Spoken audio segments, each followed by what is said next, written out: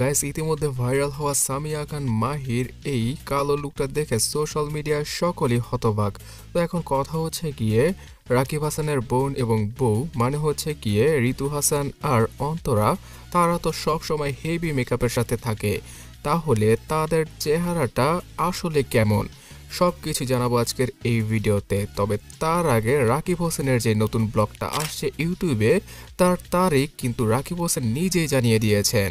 হ্যাঁ গাইস, রাকিব হোসেনের নতুন ব্লগটা এবার হবে তার ভাগ্নি ইতি হোসেনকে নিয়ে, এবং এই ব্লগটা পুরোপুরি বিয়ের একটা ব্লগ হবে, যেখানে কিনা রাকিব হোসেন অনেক ফানি ফানি জিনিস আমাদের সামনে তুলে ধরবেন। তাছাড়া রাকিব হোসেন তার হেটার্সদের কিছুটা জবাবও দিতে পারেন বিভিন্নভাবে ট্রোল করে এই নতুন ব্লগে। সো আগামী 1 ফেব্রুয়ারি এই ব্লগটা রাকিব হোসেনের ইউটিউব চ্যানেলে চলে আসবে। তার পাশাপাশি RS ফাহিমেরও সাজেকের যে ট্যুরটা রয়েছে সেটার সম্পূর্ণ ব্লগ চলে আসবে আগামীকালকের মধ্যেই। তাছাড়া পরবর্তী সকল আপডেট পেতে এখনই এই চ্যানেলটাকে সাবস্ক্রাইব করে ভিডিওতে একটা লাইক দিয়ে দিন। অলরাইট, এবার চলুন দেখা যাক নুসরাত জাহান, অন্তরা এবং ঋতু হোসেনের আসল লুক, মানে মেকআপ ছাড়ার লুক। গাইস, এটা হচ্ছে গিয়ে ঋতু হোসেন যখন কিনা তিনি হেভি মেকআপ করে টিকটক অথবা শর্টস ভিডিও তৈরি করে থাকেন।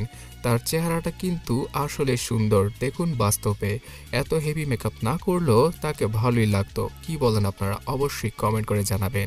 তো এবার পালা নুসরাত জাহান অন্তরার।